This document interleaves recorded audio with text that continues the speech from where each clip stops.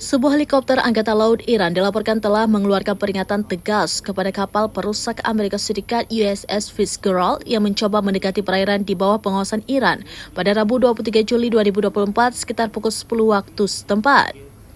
Menurut laporan Tasnim, tim penerbangan Angkatan Laut Iran segera mengerahkan helikopter untuk mencegat kapal asing tersebut.